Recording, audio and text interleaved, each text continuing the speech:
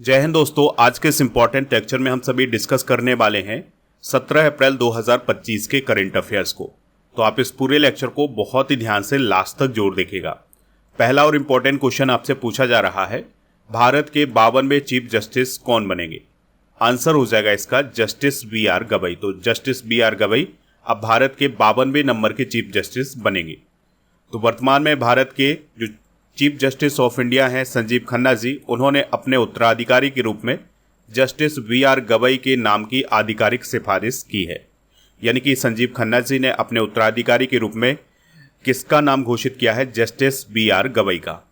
दोस्तों, सीजेआई संजीव खन्ना का जो कार्यकाल है वो 13 मई 2025 को खत्म हो रहा है। तो भारत में ये परंपरा है कि जब भी कोई चीफ जस्टिस ऑफ इंडिया होता है तो रिटायर होने से पहले अपने उत्तराधिकारी के नाम की घोषणा करता है और फिर वही आगे जाकर के चीफ जस्टिस ऑफ इंडिया बनता है। तो संजीव खन्ना जी ने अपने उत्तराधिकारी के रूप में बी.आर. गवई के नाम की सिफारिश की है सरकार से। दोस्तों, जस्टिस बी.आर. गवई का पूरा नाम है भूषण रामकृष्ण गवई। तो वो भारत के 52वें मुख्य न्यायाधीश बनने के लिए तैयार हैं, यानी कि उनका बनना अब तय हो गया है। उनका भी कार्यकाल 6 महीने का होगा। Justice B R. गवई 24 मई 2019 को सुप्रीम कोर्ट जज के रूप में प्रमोट हुए थे और उनका रिटायरमेंट होने वाला है 23 नवंबर 2025 को। Justice B R. गवई का संबंध अमरावती महाराष्ट्र से है, इस बात को आप याद रखिएगा। और जस्टिस बी.आर. गवई भारत के दूसरे दलित चीफ जस्टिस ऑफ इंडिया होंगे। तो भारत के पहले दलित चीफ जस्टिस ऑफ इंडिया कौन है? के.जी. बालकृष्णन। ठीक है, तो दूसरे नंबर के कौन होंगे? जस्टिस गवई। भारत के अगले 5 मुख्य न्यायाधीश कौन बनने वाले हैं, इसको भी डिस्कस कर लेते हैं। तो 52वें नंबर के जस्टिस बी.आर. गवई बन रहे हैं। 53वें नंबर के बनेंगे जस्टिस सूर्यकांत। तो 2000 नवंबर 2025 से ये 2027 तक रहेंगे। फिर 54वें नंबर के बनेंगे जस्टिस विक्रम नाथ। 55वें नंबर के बनेंगे जस्टिस वी नागरत्ना। और जो वी नागरत्ना होंगी ये भारत की पहली महिला मुख्य न्यायाधीश बनेगी। 56वें नंबर के होंगे जस्टिस पी.एस. नरसिम्हा। 57वें नंबर के होंगे जस्टिस जे.बी. पारदीवाला। तो ये आने वाले 5 मुख्य न्यायाधीश हैं, इनको भी आप नोट कर लें। बात करते हैं सर्वोच्च न्यायालय की, यानी सुप्रीम कोर्ट की। तो भारत का सर्वोच्च न्यायालय संविधान के अनुच्छेद 124 के अनुसार भारत का सर्वोच्च न्यायिक निकाय है।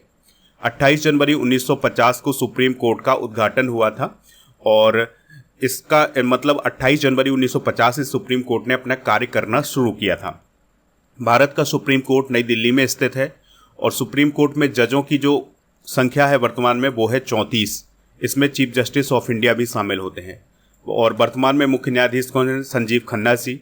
सर्वोच्च न्यायालय के मुख्य न्यायाधीश को भारत के राष्ट्रपति शपथ दिलाते हैं, इस बात को आप याद रखिएगा।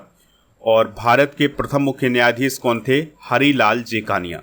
बढ़ते हैं अगले क्वेश्चन की तरफ। किस टीम ने 15वीं हॉकी इंडिया सीनियर पुरुष राष्ट्रीय चैंपियनशिप 2025 जीती है? आंसर हो जाएगा पंजाब। तो पंजाब की टीम ने 15वीं हॉकी इंडिया सीनियर पुरुष राष्ट्रीय चैंपियनशिप 2025 जीती है। चलिए इस चैंपियनशिप के बारे में कुछ इंपॉर्टेंट फैक्ट डिस्कस करते हैं। तो विजेता कौन रहा है? पंजाब। ठीक है, तो पंजाब ने 5वीं बार यह टाइटल जीता है। उप विजेता रहा है मध्य प्रदेश। तीसरा स्थान उत्तर प्रदेश को हासिल हुआ है और चौथा स्थान मणिपुर को हासिल हुआ है। दोस्तों, इस फाइनल मुकाबले का आयोजन कहाँ हुआ था? Major Dhyan Chand hockey stadium Jhansi में। और इस चैंपियनशिप का जो फर्स्ट एडिशन हुआ था वो हुआ था 2011 में। और फर्स्ट एडिशन का विजेता कौन है? हरियाणा। 2024 का विजेता कौन है? ओडिशा। और सबसे सफल टीम कौन है? पंजाब। तो पंजाब ने 5 बार इस टाइटल को जीता है, 2012, 18, 21, 23 और 25 में।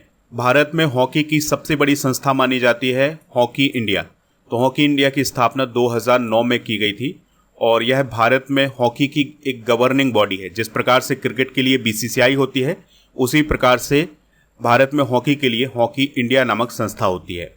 हॉकी इंडिया के वर्तमान में अध्यक्ष हैं दिलीप तिर्की और इसका हेडक्वार्टर है नई दिल्ली में। कुछ इंपॉर्टेंट करंट अफेयर्स भी डिस्कस करते हैं। तो हॉकी झारखंड ने हॉकी हरियाणा को हरा करके 15वीं हॉकी इंडिया सीनियर महिला राष्ट्रीय चैंपियनशिप 2025 जीती है। भारतीय पुरुष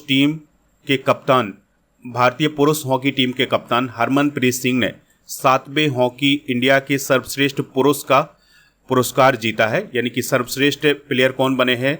7वें हॉकी इंडिया अवार्ड में वो बने हैं हरमनप्रीत सिंह।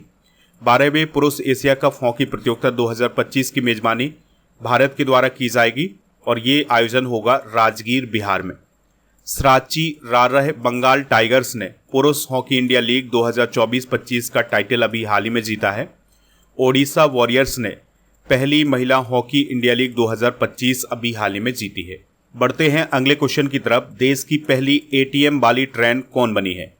तो आंसर हो जाएगा पंचवटी एक्सप्रेस। ठीक है, तो पंचवटी एक्सप्रेस भारत की पहली एटीएम वाली ट्रेन बन गई है।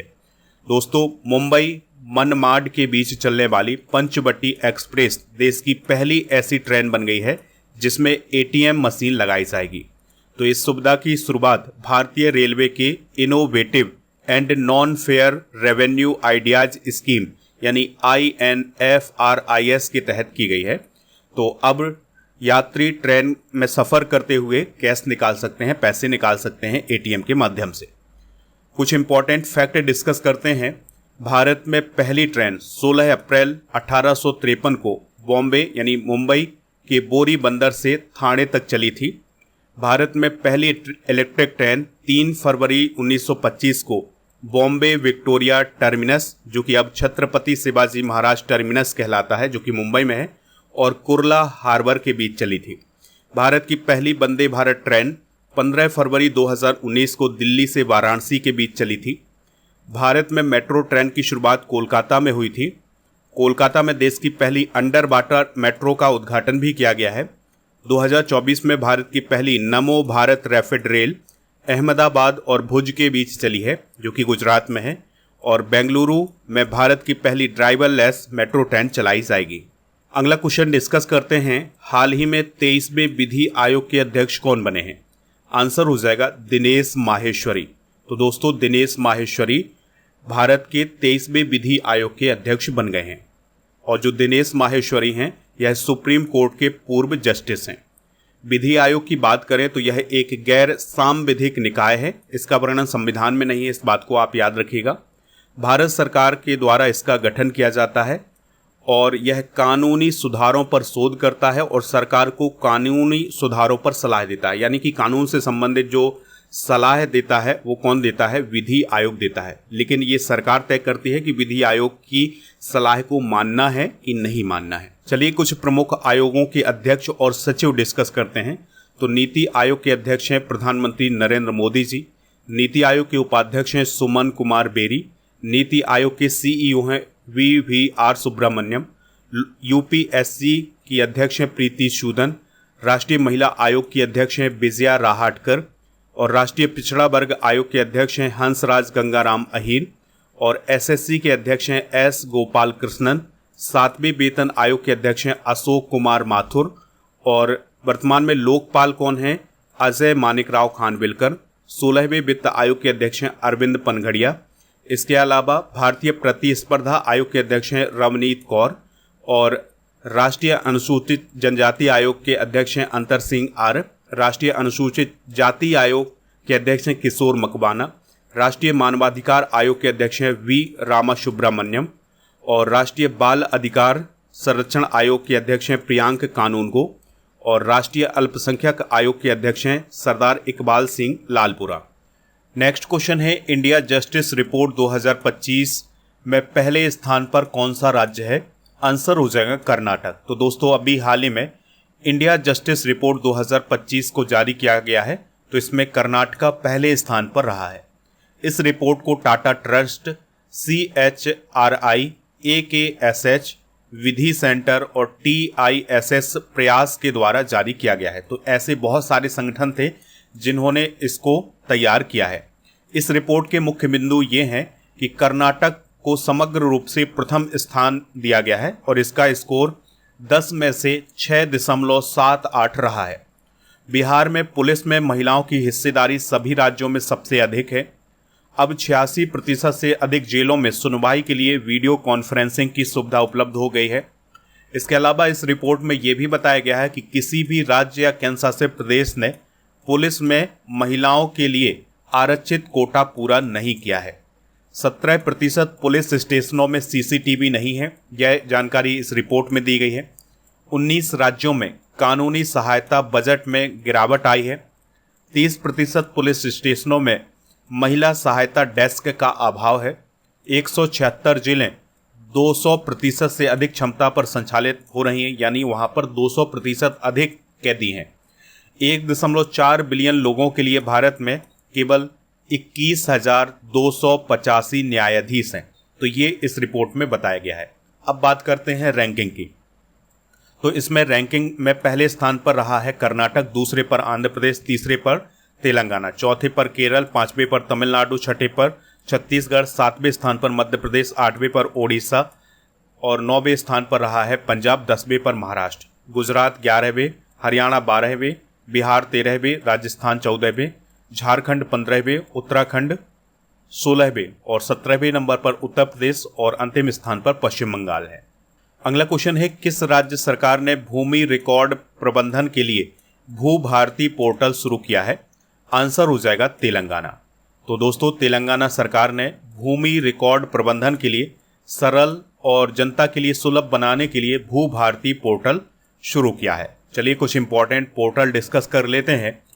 कुछ इंपॉर्टेंट ऐप और पोर्टल डिस्कस करते हैं। तो राष्ट्र पर्व मोबाइल ऐप रक्षा मंत्रालय ने लॉन्च किया है। फ्लड वॉच इंडिया 2.0 ऐप केंद्रीय जल शक्ति मंत्रालय। ई साक्ष्य ऐप अमित शाह जी ने लॉन्च किया है। भूस्खलन मोबाइल ऐप केंद्रीय कोयला और खान मंत्री जी किशन रेड्डी जी ने लॉन्च किया था। भागीरथ मोबाइल ऐप उत्तराखंड सरकार। आधार ऐप अश्विनी वैष्णव जी। निर्माण पोर्टल कोल इंडिया लिमिटेड। संज्ञान ऐप आरपीएफ और त्रिनेत्र ऐप 2.0 यूपी पुलिस के द्वारा लॉन्च किया गया है। अगला क्वेश्चन है, एशियाई वर्ल्ड रैंकिंग के अनुसार 2024 में विश्व स्तर पर 9वां सबसे व्यस्त एयरपोर्ट कौन बना है? आंसर हो जाएगा इंदिरा गांधी इंटरनेशनल एयरपोर्ट, नई दिल्ली।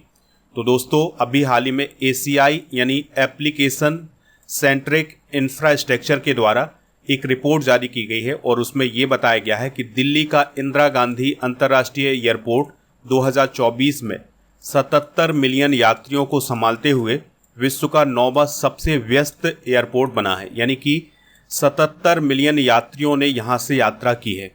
ठीक है। 2023 में इंदिरा गांधी इंटरनेशनल एयरपोर्ट 10वें नंबर पर रहा है इसी रैंकिंग में। और दोस्तों, 2024 के लिए ये जो रैंकिंग जारी की गई है, इसमें विश्व का सबसे व्यस्त एयरपोर्ट है अटलांटा, जो कि अमेरिका में है, और फिर उसके बाद है दुबई का एयरपोर्ट जो कि यूएई में। कुछ और इंपॉर्टेंट करंट अफेयर्स डिस्कस करते हैं। तो sky tracks world airport award 2025 में सर्वश्रेष्ठ एयरपोर्ट का award Singapore Changi airport Singapore को दिया गया है। दिल्ली का इंदिरा गांधी इंटरनेशनल एयरपोर्ट भारत और दक्षिण एशिया का सर्वश्रेष्ठ एयरपोर्ट बना है इसी अवार्ड में। और महाराष्ट्र के बेलोरा में अमरावती एयरपोर्ट स्थापित किया गया है। जबलपुर की Ishita Bhargava electronic personal licence वाली पहली पायलट बन गई हैं, इस बात को आप याद रखिएगा। और मध्य प्रदेश की दतिया में एक एयरपोर्ट को अभी हाल ही में मंजूरी मिली है। अगला क्वेश्चन है, ऑनलाइन स्थायी लोक अदालत सेवा शुरू करने वाला भारत का पहला राज्य कौन बना है? आंसर हो जाएगा केरल। तो केरल ऑनलाइन स्थायी लोक अदालत सेवा शुरू करने वाला भारत का पहला राज्य बन गया है। यह पहल केरल राज्य कानूनी सेवा प्राधिकरण के द्वारा शुरू की गई है। इसका उद्देश्य है विशेष रूप से वंचित और दूरस्थ समुदायों के लोगों के लिए न्याय तक पहुंच को सरल और सुलभ बनाना है। 2025 में प्रथम घटनाएं डिस्कस करते हैं। तो वरिष्ठ नागरिक आयोग बनाने वाला भारत का पहला राज्य कौन बना है? केरल। अंतर्राष्ट्रीय आपराधिक न्यायालय से हटने वाला पहला यूरोपीय देश कौन बना है? हंगरी। देश का पहला वर्टिकल लिफ्ट रेलवे समुद्री पुल कौन बना है? पंबन पुल, जो कि तमिलनाडु के रामेश्वरम में स्थित है। दुर्घटना संभावित साइटों को नेविगेशन प्लेटफॉर्म पर मैप करने वाला पहला राज्य कौन है? पंजाब। छात्राओं को सैनिटरी नैपकिन खरीदने के लिए नगद राशि प्रदान करने वाला फर्स्ट स्टेट कौन है? मध्य प्रदेश। पर्यटन के लिए कश्मीर में जमीन खरीदने वाला पहला राज्य कौन है? महाराष्ट्र। समान नागरिक संहिता लागू करने वाला पहला राज्य कौन बना है स्वतंत्रता के बाद? वो बना है उत्तराखंड। अगला क्वेश्चन है, हाल ही में स्कॉच पुरस्कार से किस राज्य की पुलिस को सम्मानित किया गया है? आंसर हो जाएगा उत्तर प्रदेश। तो उत्तर प्रदेश पुलिस की तकनीकी सेवा इकाई के द्वारा डेवलप किए गए जांच अभियोजन एवं दोष सिद्धि पोर्टल को अभी हाल ही में स्कॉच पुरस्कार से सम्मानित किया गया है। स्कॉच पुरस्कारों की बात करें तो यह भारत का एक प्रतिष्ठित पुरस्कार है जो शासन, वित्त, प्रौद्योगिकी, सामाजिक क्षेत्र और समावेशी विकास जैसे क्षेत्रों में उत्कृष्टता को मान्यता प्रदान करता है। इसकी शुरुआत हुई थी 2003 में और स्कॉच ग्रुप के द्वारा यह पुरस्कार दिया जाता है। दोस्तों, उत्तर प्रदेश से रिलेटेड कुछ इंपॉर्टेंट करंट अफेयर्स भी डिस्कस कर लेते हैं। तो प्रयागराज में कुंभ पर्व के दौरान 31 जनवरी को ग्रीन महाकुंभ का आयोजन किया गया था। उत्तर प्रदेश का स्थापना दिवस 24 जनवरी को मनाया गया है। उत्तर प्रदेश के मुख्यमंत्री योगी आदित्यनाथ जी के द्वारा लखनऊ में लखनऊ विकास प्राधिकरण की अनंत नगर योजना का शुभारंभ किया गया है। उत्तर प्रदेश की पहली डबल डेकर इलेक्ट्रिक बस का शुभारंभ लखनऊ में किया गया है। 2024 की गणना के अनुसार उत्तर प्रदेश में सारस ट्रेन की संख्या 3289 दर्ज। अगला क्वेश्चन है, ब्राजील में ब्रिक्स कृषि मंत्रियों की 15वीं बैठक में भारत की ओर से किसने हिस्सा लिया है? शिवराज सिंह चौहान ने। तो दोस्तों, ब्राजील में ब्रिक्स कृषि मंत्रियों की बैठक हो रही है। इसमें भारत की तरफ से शिवराज सिंह चौहान जी ने हिस्सा लिया है, जो कि भारत के कृषि मंत्री हैं। ठीक है, इस बैठक में Brazil, Russia, India, China, South Africa, Saudi Arab, Egypt, संयुक्त अरब अमीरात, इथियोपिया और इंडोनेशिया और ईरान के कृषि मंत्री शामिल हुए हैं। और इसकी थीम क्या है? ब्रिक्स देशों के बीच सहयोग, नवाचार और न्याय संगत व्यापार के माध्यम से समावेशी और टिकाऊ कृषि को बढ़ावा देना। ब्रिक्स की बात करें दोस्तों, तो इसकी स्थापना ब्रिक के रूप में हुई थी। तो इसकी अनौपचारिक जो स्थापना है वो 2006 में हुई थी ब्रिक के रूप में, और इसकी जो औपचारिक स्थापना है वो 16 जून 2009 को हुई थी। और इसका पहला समिट ही 16 जून 2009 को हुआ था रूस में। 2010 में इसमें साउथ अफ्रीका शामिल हुआ था। वर्तमान में इसमें 10 मेंबर हैं, Brazil, Russia, India, China, South Africa, Egypt, Ethiopia, Iran, Indonesia और यूएई। हेडक्वार्टर इसका चाइना में है। दोस्तों, ब्रिक्स की 16वीं बैठक 2024 में रूस में हुई थी और 17वीं बैठक 2025 में ब्राज़ील में आयोजित की जा रही है। ये थे आज के करंट अफेयर्स के क्वेश्चन। आप इन सभी को नोट कर लें, स्टडी करके ऐप को भी इंस्टॉल कर लें। यहाँ पर आपको paid course, e book, test series, daily current affairs के PDF, क्लास नोट और कोर्स एंड PDF वाला ऑप्शन मिल जाएगा। और कोर्स एंड PDF वाले ऑप्शन पर राजा गुप्ता सर का अर्जुन GS फाउंडेशन बैच मिल जाएगा। इसको आप ज्वाइन कर सकते हैं यहाँ से। और अगर आप इसमें छूट प्राप्त करना चाहते हैं तो कूपन कोड यूज करना है अर्जुन 300, तो आपको 300 रुपये की छूट मिल जाएगी। इस कोर्स की वैलिडिटी है 2 वर्ष की। और अगर आपको कोई दिक्कत आती है तो आप इस नंबर पर भी कॉल कर सकते हैं। चलिए अब कल के करंट अफेयर्स को रिवाइज करते हैं। डेनियल नोबोआ किस देश के प्रेसिडेंट बने हैं? इक्वेडोर। हिमाचल दिवस कब मनाया जाता है? 15 अप्रैल। प्लेयर ऑफ द मंथ का अवार्ड 2025 मार्च 2025 में किसे दिया गया है? श्रेयस अय्यर। बंगाली नववर्ष को किस रूप में मनाया गया है? पोइला बैसाख। ICC पुरुष क्रिकेट समिति का फिर से अध्यक्ष किसे नियुक्त किया गया है? सौरभ गांगुली। और वर्चुअल दलित साहित्य पुरस्कार 2025 से किसे सम्मानित किया गया है? P शिवकामी को। विश्व आवाज दिवस कब मनाया जाता है? 16 अप्रैल को। तीरंदाजी विश्व कप 2025 में भारत ने कितने मेडल जीते हैं? 4। PM मोदी ने Deenbandhu Chhoturam thermal power plant की तीसरी इकाई की आधारशिला किस राज्य में रखी है? हरियाणा। फ्री स्टाइल शतरंज ग्रैंड स्लैम 2025 किसने जीता है? Magnus Carlsen. दोस्तों, आज के जनरल नॉलेज के पिटारे में भारत के 13 प्रमुख बंदरगाह डिस्कस करेंगे। तो कांडला या दीनदयाल बंदरगाह है गुजरात में, मुंबई बंदरगाह है महाराष्ट्र में, जवाहरलाल नेहरू पोर्ट ट्रस्ट है महाराष्ट्र में, और मोर मुगाओ बंदरगाह है गोवा में, न्यू मैंगलोर है कर्नाटका में, कोचीन है केरल में, चेन्नई है तमिलनाडु में, एनोर है तमिलनाडु में। इसके अलावा तूतीकोरिन है तमिलनाडु में, विशाखापत्तनम है आंध्र प्रदेश में, पारादीप बंदरगाह है ओडिशा, हल्दिया बंदरगाह है पश्चिम बंगाल और कोलकाता बंदरगाह है पश्चिम बंगाल में। दोस्तों, कल के करंट अफेयर्स में आपसे पूछा गया था कि रोहतांग दर्रा या रोहतांग पास किस राज्य में है? तो यह हिमाचल प्रदेश में है। तो लगभग सभी लोगों ने इसका आंसर हिमाचल प्रदेश बताया हुआ है। आज आपके लिए क्वेश्चन है, भारत के 51वें चीफ जस्टिस कौन बने हैं? जो भी इसका राइट आंसर हो कमेंट बॉक्स में आप हमें ज़रूर बताएं। और हमारे ऐप को इंस्टॉल कर लें। तो ई बुक वाले सेक्शन पर आपको सभी महीने की मंथली करंट अफेयर्स की ई बुक मिल जाएगी, हिंदी इंग्लिश दोनों मीडियम में। इसके अलावा 13 महीने के करंट अफेयर्स और 1800 MCQs के करंट अफेयर्स की ई बुक मिल जाएगी। ऐप पर एक स्पेशल ऑफर चल रहा है जिसमें आप मात्र 199 रुपये में मंथली करंट अफेयर्स 2025 के पैकेज को प्राप्त कर सकते हैं। तो इसके लिए कूपन कोड यूज करना है पैकेज 100। इसी प्रकार से 2024 की सारी ई बुक प्राप्त कर सकते हैं मात्र 199 रुपये में पैकेज 100 कूपन कोड यूज करके। दोस्तों ऐप पर आपको 1000 टॉपिक बाय स्टैटिक जीके की PDF, 1 year topic wise all current affairs की पीडीएफ भी मिल जाएगी कोर्स एंड पीडीएफ वाले ऑप्शन पर। टेलीग्राम चैनल को ज्वाइन कर लें। टेलीग्राम चैनल का नाम है स्टडी कर ऑफिशियल, और ऐप पर आपको ये सभी ई बुक मिल जाएगी हिंदी इंग्लिश दोनों मीडियम में, जो कि जीके जीएस की ई बुक है, जिसमें Indian geography, polity, history, science, इन सभी टॉपिक को कवर किया गया है।